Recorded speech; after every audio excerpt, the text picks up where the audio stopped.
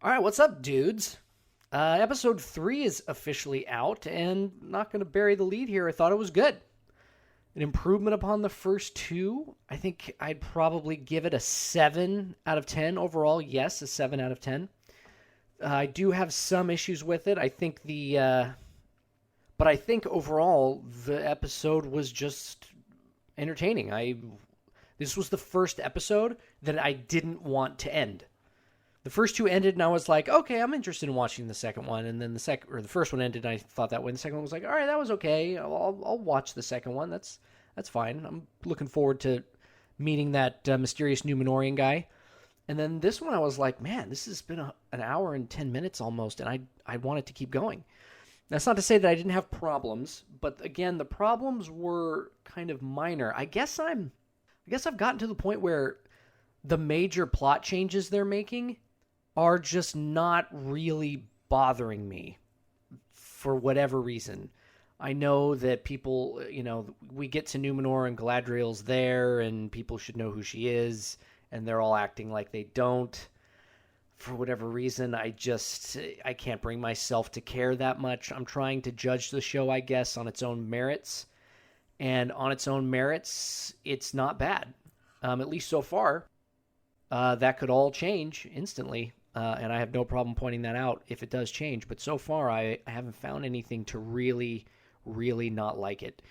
And again, I thought there were a few issues. I'll go over that. But let's talk first about... No, let's do the bad first. Let's talk about what I didn't like. So, I didn't like the fact that they are depicting the Numenorians as just a group of dudes. Halbrand is clearly taller than most of the males that he's come in contact with. When, even if he's a tall guy, which he could be, even the shortest Numenorian is probably going to be taller than him, which is going to make the women of Numenor quite tall. You're looking at probably 5'10", 5'11", being kind of short for a female Numenorian. I didn't get any of that. Everyone looked about as tall as anybody else. Galadriel, if you know anything about some of Tolkien's more specific writings that were unpublished, referred to Galadriel as about man high, quote unquote, but that was in the context of later days in the Third Age, where the Dunedain had shrunk in stature somewhat so that they would have been 6 to 6.5 feet tall on average, rather than 6.5 feet being almost on the shorter side. So she's estimated to be about 6'4", which is clearly not the case. And I noticed that right away, but I was like, whatever. But now that she's in Numenor and walking around all these people, it's kind of irking me a little bit more that they didn't take an extra step and just make the Numenorians look really tall and imposing. This civilization is supposed to be really the pinnacle of all races in the Second Age. The Noldor, Gondolin, and Nargothrond, these were the pinnacle of elvendom in the First Age, and really any other race of peoples. In the Second Age, Numenor is the pinnacle, and they are arguably equal to that of the Noldor in the First Age, with the only exception that they don't live forever. But in stature, they're bigger, they're more intimidating. This is supposed to be an army this is supposed to be a society that fields an army, that ultimately forces Sauron to submit to Pharazôn, even though Sauron has the One Ring, and he still looks at the army of Numenor on his doorstep and goes, I don't know if I want to mess with these guys. So the imposition and the dominance that Numenor needs to impose on the viewer didn't really land. They had great architectural shots. The capital is... Armenelos looked great. I really loved the design of the city. And I really liked the design of like the Royal Guard and the general architecture. I don't think that the city...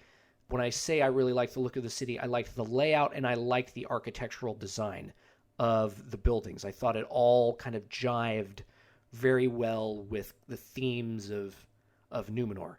The only mistake is the Numenorians themselves, the people, aren't being made to live up to that standard.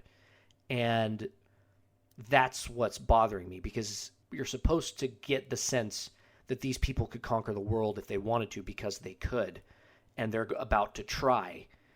And you don't really feel that at all. Maybe they're going to do that later, show a little bit more of the dominance of Numenor. We just haven't gotten to that point yet. But in terms of the subtler aspects, they just didn't do a very good job. So that kind of frustrated me. Another thing that frustrated me was some of the cultural elements, some of the world building they tried to do. A couple of little things. There was a scene with the Harfoots where everyone was like in the forest doing this very kind of pagan ritual before they go on their what was it called? I keep wanting to say hibernation, but they're not hibernating. What are they doing? They're taking their caravans and they're migrating. There we go, Nate. And I thought that was really good. They're all dressed up. They're like these kind of clear like wolf forms that are part of this little parade, and they're doing some sort of ritual, and it all looked very good. But they were saying the exact same thing over and over and over again. Nobody goes off trail, nobody walks alone, nobody goes off trail, nobody walks alone. And like, I get that as a kind of mantra right before a migration. This is something that keeps everybody safe. If you stay away from the group, chances are you could get attacked by something, you could get lost. So nobody goes off the trail, nobody walks alone. It all makes sense. But the fact that they would just keep chanting that over and over and over and over and over again, it just did not seem natural. It seemed like that was the best thing the writer could think of at the time, and didn't really have the interest or the patience to think of something a little bit more sophisticated. So they just said, all right, they'll just say this over and over again and they'll march on through. I also thought the shot, or the scene, I should say, was directed a little flat. They're clearly on a sound stage, from what I could tell, and they all come in, and then nobody goes off track. That seemed like it seemed to me like a run through of the scene that they wanted to do, but they never got anything better, so they just went with that. So I just thought that kind of took me out of the episode. One of the only times I was taken, one of two times, no, three times. I'm going to go over the other two in a second here, where I was taken out of the show and just been like, that's the best. It's the best take you got of that. That's really what you went with there. Okay, didn't really appreciate that. The other world building element was, the scene where the guys, the whole introduction of Isildur was a bit quick, a bit forced. He's got this really interesting thing where something kind of whispers to him off the coast of Numenor. I thought that was interesting. Didn't have a problem with that. But then he immediately saves a guy's life. So we're supposed to immediately like him. I thought that was just a little too quick. I have no problem with making Isildur into a good guy and making us want to root for him. That's totally fine. The fact that it happened within 15 seconds of seeing his face seemed to me like the writers were trying to get something and get somewhere without taking the time to do a little bit more work. So I noticed that right away and was just kind of like, oh, I could wait for that. I don't need to know that right now. I'm fine with just seeing these Numenorians try and work the boat and seeing how hard it is. After that, they all go to shore and they do this ritual, and they say again, this very much like the nobody goes off trail, they say the sea is always right, and then they yell out the sea is always right. That seemed a bit what do I want to say, one-dimensional. I would have gone with something a little bit more poetic or philosophical rather than something rather Spartan like that. I guess if you wanted to portray Numenorians as somewhat Spartan, you could go with that, but I don't think that's really the vibe they're going with, and it's not the vibe I think they should go with. So with something that simplistic, I just don't think it worked. And when they yelled it, I was just kind of like, oh, that's the best thing they could think of. Obviously, it needs to be something short. Yeah, I just thought that was a little simplistic. And then another little thing that bothered me was the introduction of Elendil's daughter. What is her name? Earion? I believe that's it. Frickin' Bay. Whoever she is, I am glad she is in this show. I am not going to begrudge her existence whatsoever, both because she is smoking, but also because really, when you think about it, a lot of people are getting upset that they're forcing, there's a lot of female characters in here. I don't have a problem with her existence in the show per se. There really is a dearth of female characters in Tolkien's universe in a way that is very noticeable if you really read it to any extent. If you go into the First Age, Finwë, Feanor's father, has a bunch of kids, and I think, does he have one daughter? I think he might have one token daughter, and then he's got a bunch of sons from 2 wives. And, there's just always sons everywhere. And so for the writers to be like, there's a lot of dudes in this, can we just throw in a sister somewhere so it doesn't, that's fine. I don't care about that. But the thing that exposes their desire to get a female character in there for more than just trying to spread the love around a little bit and try and get a little bit more female energy on screen and into the modern political aspect of stereotypical, quote, woke Hollywood trying to impose certain types of messages into shows where it doesn't belong in a very ham-fisted and forced way. In the scene where Elendil and Isildur and Eärendil are talking, I thought it was a good scene, dad being a dad and kids being kids.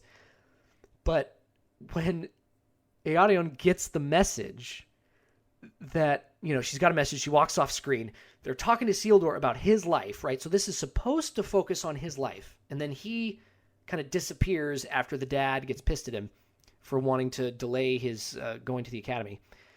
And he goes over and we find out that Eärendil has been trying to get into the Builders Guild, and she applied a second time and got in. Right, this whole scene has been about Isildur.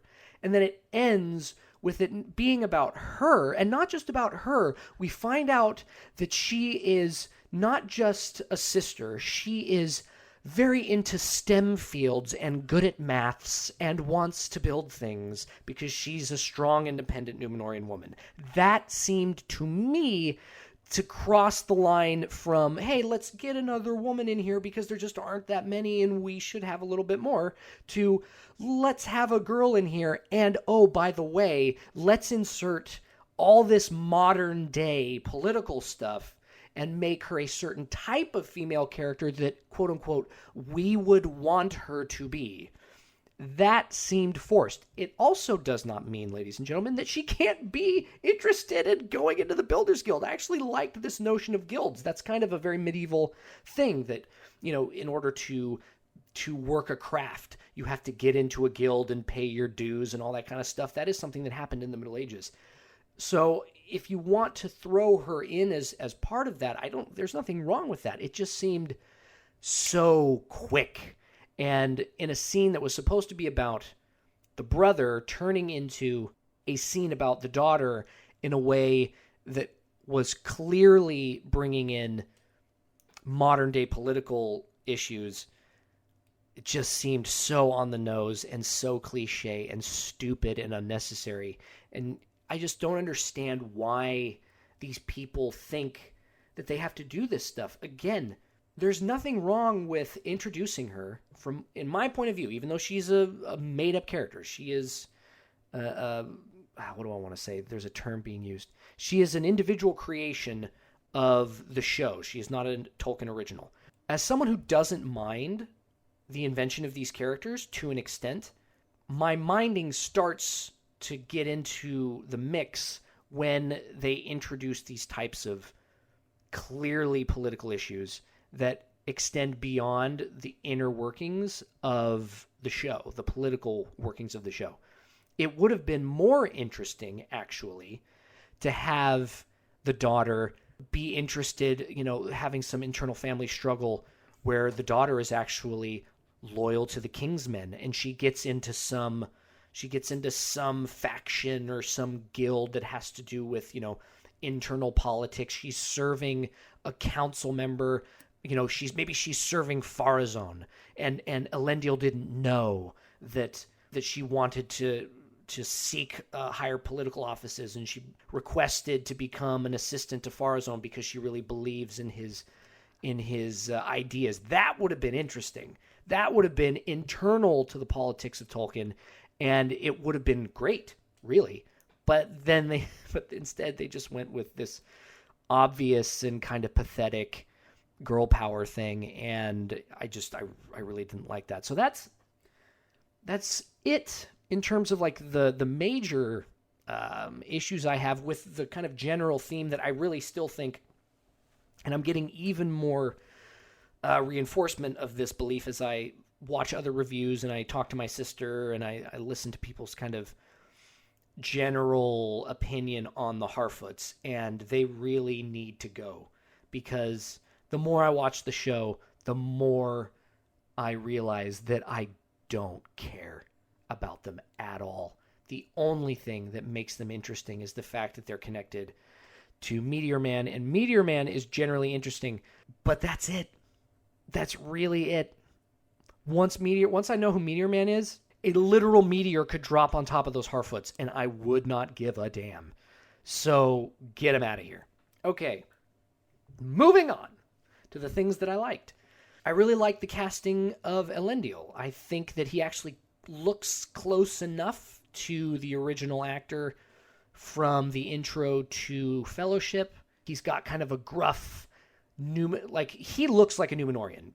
If you're going straight up from the lore, dark skin, dark hair, kind of a grizzled look. He's tall. More people should look like him, and less like some of the lighter-skinned, shorter, kind of round-faced characters that blacksmith that Halbrand stole the pendant from. He looks like a quote-unquote low man. He does not look like a Númenórean. Númenóreans are supposed to have a slightly more gruff, dignified, subtly regal look to them. And Elendil's character is a little bit more on the gruff side, but still works. A lot of other people that we've seen just don't fit the bill, unfortunately. What else? I feel like I saw a few Polynesian, Pacific Islander Númenóreans in the background. I actually kind of liked that. I thought their look worked for a Númenórean, and I hope that we can see more of them and less of the kind of like generic looking like white person. I think a mix of that and more just generally Mediterranean looking people or dark, olive skin looking people would be an improvement to the overall aesthetic of Númenor, and just get everybody taller. Just start making them, do some green screen work, do some false perspective work, and make everybody taller. Loved the architecture in Armenelos. I thought that was really good. I really loved the look of the Royal Guard in the Capitol building. There's probably a name for that structure, and I'm just not remembering it. But I thought that they looked great. There was this really cool kind of like halfway house between the look of Elendil in the prologue of Fellowship and those Royal Guard. I hope I see more of that look than the look of the Mariners. I'm cool with the Mariners kind of having their own look as a different kind of like branch of the service. That's totally fine. If that's the case, then everything is, it's just it all comes out in the wash. So I'm okay with that for now. If the aesthetic is leaning more that direction, I really liked the look of the clothes of the Númenóreans. I really liked the design of their ships. I'm very interested to see how the show is going to portray the army in general. Obviously, we're going to get to some moments later on in the show, not only this season, but later seasons, where very large Númenórean forces are going to be amassed. And it's just I'm looking forward to just seeing if they can do a good job. I'm getting early signs that they will. It's just gonna be badass. I'm looking forward to seeing all that. I'm generally liking just being in the world. I think that's what's ultimately causing me to not mind breaks in canon as much as I was fearing I would before the show started. They're clearly doing something right, because as I sit on my couch watching this show, the feeling of being in Middle-earth that I wasn't getting quite in episode 1 and 2 started to kind of come in 3. So whether there's something they're consciously doing that they just started to get better at a little bit into the season, or maybe they're just getting lucky and this is going to run its course and start being really bad, I don't know. But so far, the Lord of the Rings brain, part of my brain, is being tickled adequately enough for me to believe that I'm in that world. And so because of that, the changes that they're making aren't having as big an effect on me as I would have otherwise thought. I just remembered something that I didn't like. I thought the scene in the Hall of Lore was a little rushed. I would have liked that to be a little bit more of a challenge. The guy who, whatever the archivist, whatever his name was, they ask him to go find a picture of something, which means that he's got to have like an encyclopedic knowledge of every scroll in that frickin' building and all the pictures, and be like, oh yeah, I've seen that in scroll 23A65. I'm going to just go and find it for you, madam. So it just seemed to me like the way he just walked away and came back with exactly what they were looking for, literally 90 seconds later, I was just like, why? Can this be kind of a process? Why can't it be a process? You're kind of moving slowly with this entire storyline so far, which I'm generally okay with. It's when it moves too fast that I don't like it. And this was an example, again, of me not liking it. I also didn't like the way they described the plot. The way they described the plot was very low bar. They clearly wrote Galadriel's comment about, and there's a plan where evil could not only survive, but thrive in a new land if Morgoth just... Like, she basically explained it to the dumbest person in the room, whoever that was. And I generally hate it when a writing team decides to do that. Have a little faith in your audience. Have a little faith that they're smarter than you think, and explain the plot to the average person. The average person is not that dumb. So there's really nothing else to say on that point. Just get a little bit more serious with some of this stuff. The dialogue in general is pretty good. I'm still happy with it. I really liked Elendil's conversation with Miriel. I thought the tone of the conversation was good. The language choices were good. It had a formality to it that, again, like I said in my last review episode, there's a formality to it that I was worried was going to be lacking, and it still isn't lacking when I feel it needs to be there. All that's good. But then, you do these things, where they seem to expect the audience to follow along with this kind of high English dialogue, and then they just verbatim explain the plot in like modern day English.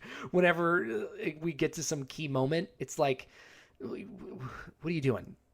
Let's be consistent. Let's keep it at the higher than average level and expect people to follow along, because I think they can. Okay, so, oh yeah, speaking of that Hall of Lore scene, we saw another shot of a picture of Elrond and Elros, which I thought was cool. But again, Elrond had that dumbass short hair, and it just reminded me of how stupid the short hair is. Amazon, get rid of the short-haired elves. And then finally, oh yeah, the scene with, or the storyline with Arandir. I generally liked it. I think the orcs fearing the sun is really good. The scene where they have to drink the water and they don't know if it's going to be poisoned or not, that had a good amount of tension, and then the guy just slits Maithor's throat. The action scene didn't actually look as over the top as some of the trailer made it seem. The whole jumping on the chains was a very elf thing to do. Didn't have a problem with that at all. The Warg fight was poorly edited. The Warg didn't look very good. How it gets kicked into the tree roots is completely unclear. They clearly edited something out that didn't meet the threshold of whatever they were looking for. I thought the death of the Watch Warden was good, even though they shot it in a way that was overly dramatic in reference to what our understanding of the orc location is. As far as we know, there are only orcs inside that tunnel, and yet for some reason he's got an arrow in his chest as if he was shot from some distance away from the tunnels. It could have been shot by a human who's working with the orcs. There could be a little band of loyal evil men that are working with the orcs and kind of keeping an eye out on the periphery of these tunnels. That's totally possible. I just wish I would have seen it because it doesn't make any sense without that. Oh yeah, one thing I did want to mention about the show is that there's been a ton of hate surrounding the show's build-up and the teaser trailers. And it's clear to me at this point, and again, my opinion of the show could change if the quality of the show changes, but so far, I think it's pretty obvious that just the marketing team at Amazon, who's responsible for marketing the show, is completely, I wouldn't say completely, but is misrepresenting the show to a certain degree and cutting it in such a way as to make it look dumber and more woke, for lack of a better term, than it really is. This was a concern of mine originally because I was, based on some of the comments that people behind the scenes of the show were saying, that they were clearly more interested in putting a message into the show than just telling the story of the Second Age. And as much as that message is still around, I mean, you know, they're kind of race-swapping characters and inserting them in purely to make a diversity quota. It's showing up in the shot-to-shot, scene-for-scene elements far less than I was concerned about. And as a result, I'm willing to ignore it. Again, like I was saying with Arandir, the fact that he has short hair as an elf annoys me way more than the fact that he has dark skin and there are no dark-skinned elves in Lord of the Rings. So if they just would get off of this weird marketing scheme that they're doing, and maybe they think that they're going to bring in people who wouldn't otherwise watch the show by making it look more, or making it look like something that it's not. I really don't know, but it's clearly a detriment to the show in my eyes and in a lot of other fans' eyes who care about the integrity of the universe.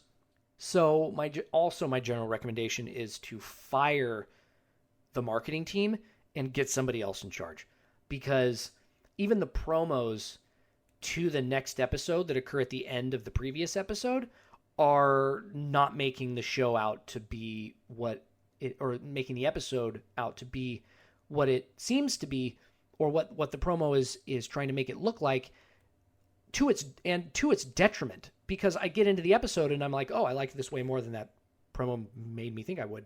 Whoever's making these decisions is just not doing a very good job. And there needs to be a change in responsibilities. With that, I think I am done.